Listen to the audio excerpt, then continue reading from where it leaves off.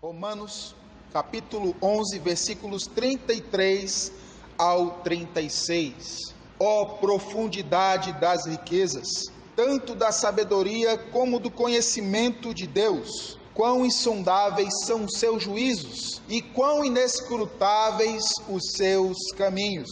Quem, pois, conheceu a mente do Senhor? Ou quem foi o seu conselheiro? Ou quem primeiro deu a ele, para que ele venha a ser restituído? Porque dele, e por meio dele, e para ele são todas as coisas. A ele, pois, a glória eternamente. Amém.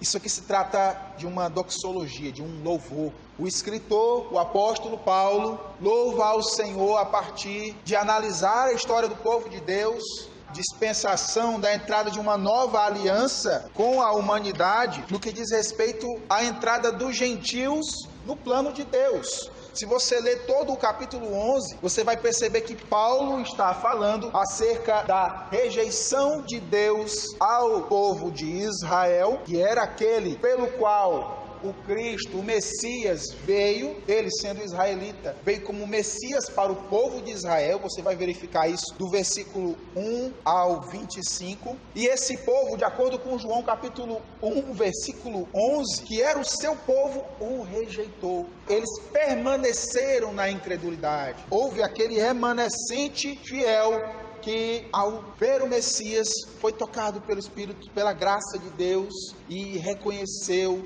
o Senhor Jesus como o Messias prometido em todas as profecias do Antigo Testamento. Mas a grande maioria do povo, o povo como um todo, rejeitou esse Messias prometido quando ele de fato veio, que foi nosso Senhor Jesus. Mas o que é interessante, se você leu todo esse capítulo, você vai ver que nisso tudo há um trabalhar da soberania de Deus, de que Deus não somente permitiu, mas ele decidiu que aquele povo de Israel seria endurecido para que a oportunidade de crer no Evangelho da graça de Deus viesse a nós, gentios. Nós fazemos parte do povo gentil, aqueles que não são descendentes de Abraão. Então, na história do povo de Deus, foi necessário que esse povo tivesse seu coração endurecido pela desobediência da incredulidade, para que a graça de Deus chegasse a nós. E Paulo, como um ministro judeu do Evangelho, alguém de origem judaica, que creu no Evangelho e agora talvez o maior responsável pela expansão do Evangelho, estava anunciando esse maravilhoso Evangelho, esse maravilhoso Deus aos gentios.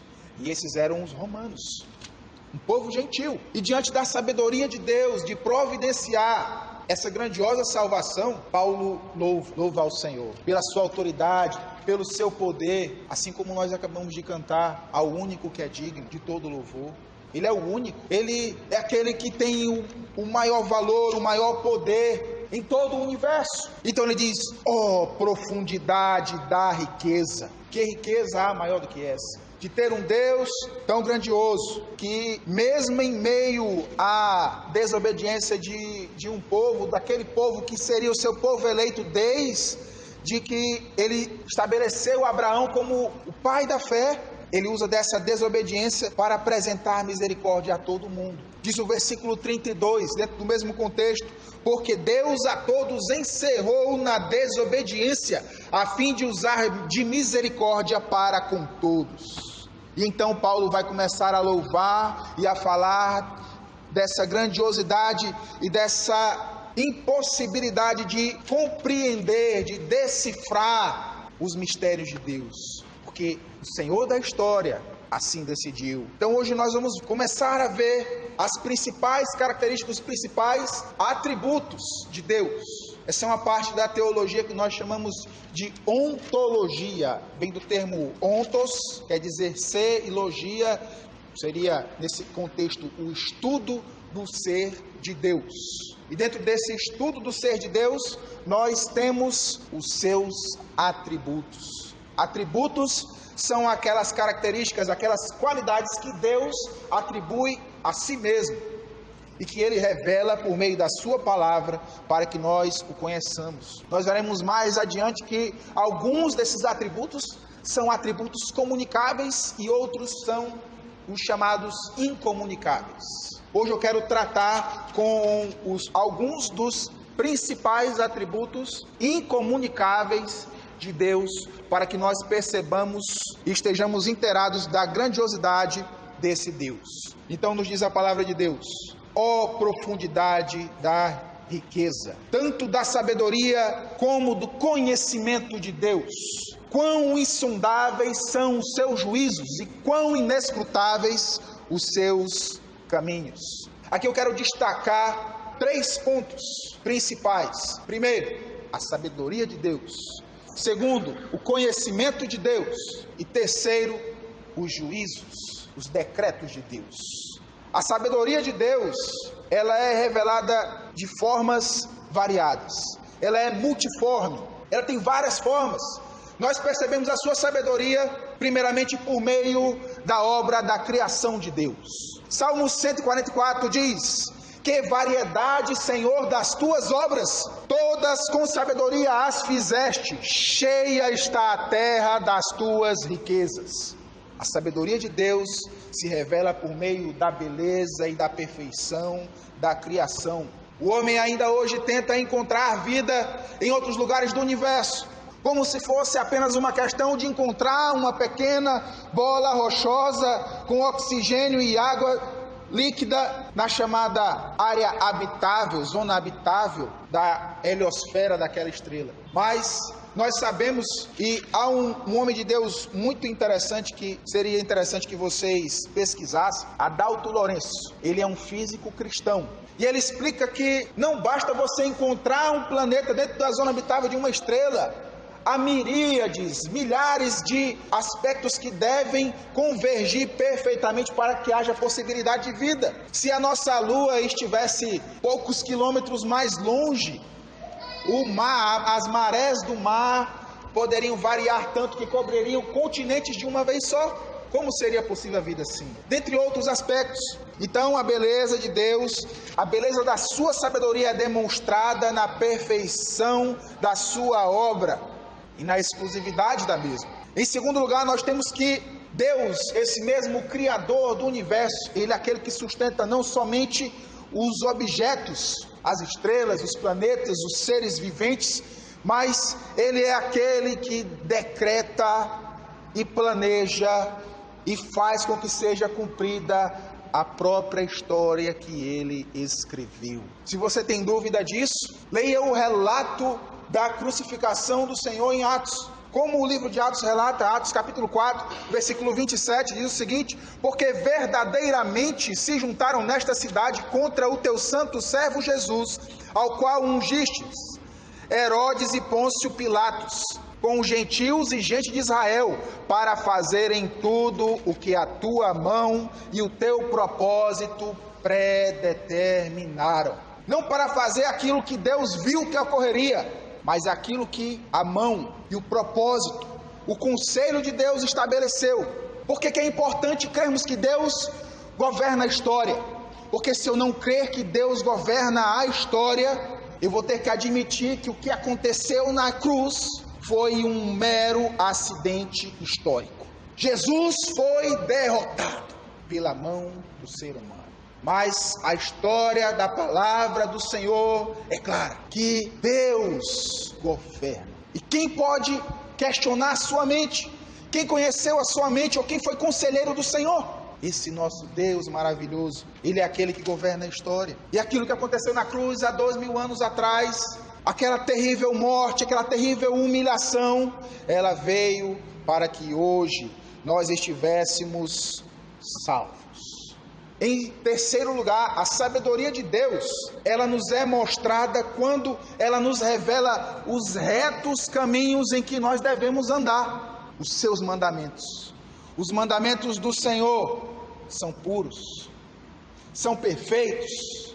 Primeiramente, eles demonstram a nossa total incapacidade de servirmos a Deus e nos mostram um padrão que nós não alcançamos por nós mesmos.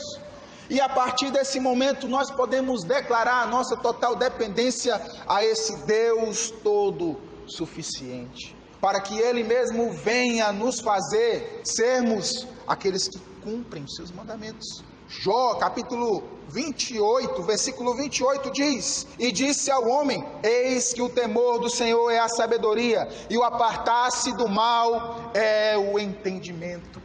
Eis a sabedoria de Deus. Conhecimento de Deus O que é o conhecimento de Deus? Nós vimos a sabedoria de Deus, agora nós veremos o conhecimento de Deus.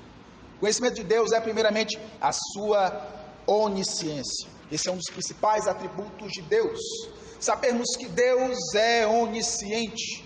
Onisciência quer dizer que Ele possui toda a ciência, todo o entendimento, tudo aquilo que os homens buscam investigar. E daqui a pouco a vaidade da ciência afirma uma determinada verdade, e mais na frente eles mesmos dizem: isso não é mais verdade. Mas Deus é aquele que é não somente o conhecedor, mas o dono da verdade final. Deus sabe de tudo, inclusive dos nossos pensamentos. Salmos 44, 21 diz: Porventura não o teria atinado Deus, Ele, que conhece os segredos dos corações? Atinado é ter entendido, ter conhecido, ter decifrado. Não teria atinado Deus, Ele que conhece os segredos dos corações. Será se você teme e treme diante do conhecimento de Deus? Ou você permanece mantendo pensamentos impuros por toda a sua juventude? Será se conhecer desse Deus maravilhoso que dizemos que conhecemos tem nos feito ansiar por uma vida de mais santidade? Já que santidade não é apenas demonstrar com o nosso corpo algo que está contrariando o que está em nosso coração. Em segundo lugar, conhecimento de Deus é o que recebemos enquanto temos um relacionamento verdadeiro com Ele. Quando conhecemos esse Deus com esses maravilhosos e poderosos atributos, a nossa vida deve mudar. Nós devemos passar a ter uma vida digna de filhos de Deus. Colossenses capítulo 1, versículo 10 diz: a fim de viverdes de modo digno do Senhor, para o seu inteiro agrado, frutificando em toda boa obra, crescendo no pleno conhecimento de Deus. Deus te permite conhecê-lo para que você cresça de modo e viva de modo digno, de modo santo, a santidade sem a qual ninguém verá o Senhor. Deus, Ele não te exige que a partir do momento em que você passa a ter uma vida de comunhão com Ele, que você seja perfeito, não, mas deve começar a haver uma mudança de disposição mental. O meu coração está disposto a buscar a alegria, a satisfação, o prazer, não mais nas coisas do mundo, mas em Deus. Só assim poderemos viver de modo digno. E então você conhece a Deus? Você de fato conhece a Deus? Em que esse conhecimento de Deus tem te restringido ou encorajado? Será se você tem sido uma pessoa consciente da sua obrigação como filho de Deus, de cumprir a sua ordem de ir, de sair da zona de conforto? Ou se nós tivermos não somente o conhecimento de que esse Deus é poderoso, de que Ele sonda mentes e corações, mas tivermos a experiência de que Ele é grande, quão diferente nós seremos. Terceiro ponto, a respeito dos juízos de Deus. Quão insondáveis são os seus juízos. Nós não entendemos o que Deus está fazendo neste momento, mas Ele está fazendo por um bem maior. Os seus decretos são inescrutáveis. Há os juízos e os decretos de Deus que determinam tudo na nossa vida. Eles são incompreensíveis para nós, mas a sua perfeição é revelada pela sua misericórdia. pelo próprio fato de Deus ter na sua sabedoria, como diz Romanos 11, versículo 8, como está escrito: Deus lhes deu o espírito de entorpecimento, olhos para não ver e ouvidos para não ouvir, até o dia de hoje. Versículo 10: escureceram-se-lhes os olhos, para que não vejam, e fiquem para sempre encurvadas as suas costas. Isso ele disse a respeito do povo de Israel, para que eu e você estivéssemos aqui hoje. Que sabedoria é essa? E mais à frente ele vai dizer que a oportunidade para esse povo de Israel estará aberta novamente. Mas agora é o momento dos gentios. Que sabedoria maravilhosa! Não podemos compreender e sondar os seus juízos e os seus decretos. Seus caminhos são os meios que ele determina para cumprir a sua vontade. Quão inescrutáveis são os seus caminhos!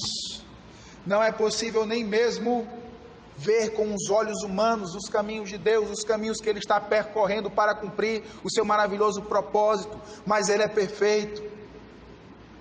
Há um provérbio maldito que diz que Deus escreve certo por linhas tortas. Não, é a nossa visão que está totalmente borrada, cega pelo pecado. Versículo 34: quem, pois, conheceu a mente do Senhor? Ou quem foi o seu conselheiro? Não há o que ensinar a mente do Senhor. Os seus planos são perfeitos. Muitas vezes nós nos vemos em situações em que a nossa vontade é abandonar essa vida de fé, porque anda muito difícil. Mas as nossas tribulações que Deus permite sobre a nossa vida, tem por trás dela um propósito maravilhoso de Deus. Diz 2 Coríntios capítulo 4, versículo 17: porque a nossa leve e momentânea tribulação produz para nós eterno peso de glória, acima de toda comparação. A nossa leve e momentânea. O que Deus está prometendo aqui, por meio da escrita do apóstolo? Será se ele está prometendo que amanhã a tribulação vai acabar? Amém? Será se há garantias? O que é leve e momentâneo perto do Senhor? Nosso Deus é um Deus eterno. E quer dizer que mesmo a nossa vida ela é tão pequena, ela é tão curta diante de Deus. As nossas tribulações elas são tão pequenas diante da vida eterna que Deus promete para nós, que não importa se as minhas dificuldades e as minhas tribulações terrenas vão acabar amanhã, ou se eu vou morrer antes que elas acabem, elas estão produzindo um eterno peso de glória. Essa palavra eterno não fala somente da perenidade, da continuidade desse peso para a eternidade futura, mas ela fala de uma completa desconexão com as coisas que não são eternas. Esse peso de glória está totalmente desconectado das coisas terrenas, porque muitas vezes eu mesmo muitas vezes me flagro vivendo dessa forma, pensando que a boa vida vai ocorrer aqui. Muitas vezes nós queremos procurar nas promessas de Deus algo que justifique a nossa ambição pelas coisas terrenas, como se a boa vida abundante de Deus fosse aqui. E não importa se os prazeres dessa terra são ilusão, essa é a boa vida. Não, Paulo não poderia ter dito, 1 Coríntios 15, 19, se a nossa esperança em Cristo se limita a esperar para esta terra, somos os mais infelizes de todos os homens. Ele não poderia ter dito isso, se a promessa de vida abundante do nosso Senhor Jesus fosse para hoje. Versículo 35, ou quem foi o seu conselheiro, ou quem primeiro deu a ele, para que ele venha a ser restituído. Nós devemos saber que Deus não precisa de nós, Ele nos dá a graça de participar da sua obra, mas Ele mesmo disse enquanto esteve nessa terra, se eles se calarem, Deus suscitará dessas pedras filhos de Abraão. Se nós nos calarmos, as pedras clamarão, porque o nosso Deus tudo pode.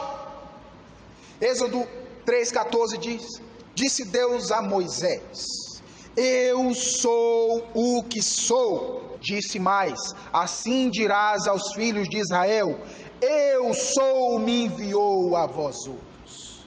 O que quer dizer isso? Moisés, quando recebeu a missão da parte de Deus, se questionou ao Senhor: quem sou eu para levar a tua mensagem a Faraó e ao teu povo escolhido? De fato, nós não somos ninguém, mas o nosso Senhor é o que é. E se você não fica impressionado com a verdade de descobrirmos que Deus simplesmente é o que Ele é, acorde. O ser humano vive procurando desculpas para os seus próprios anseios terrenos, e ele acha que veio a essa terra simplesmente para existir para si mesmo. Descartes disse: penso, logo existo. Mas o nosso maravilhoso Deus disse: eu sou o que sou. O primeiro se explica dentro de uma realidade espaço-temporal limitada. Aquilo que existe teve um começo, se teve um começo, terá um fim. Mas o nosso Senhor, que não tem princípio de dias, Ele é aquele que vai de eternidade a eternidade. E isso a nossa mente não pode medir. Você pode ter até uma mínima compreensão do que seja a eternidade futura, mas você nunca saberá o que foi a eternidade passada. Porque o nosso Senhor simplesmente é o que Ele é.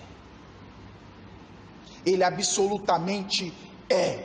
Nós existimos por causa dEle.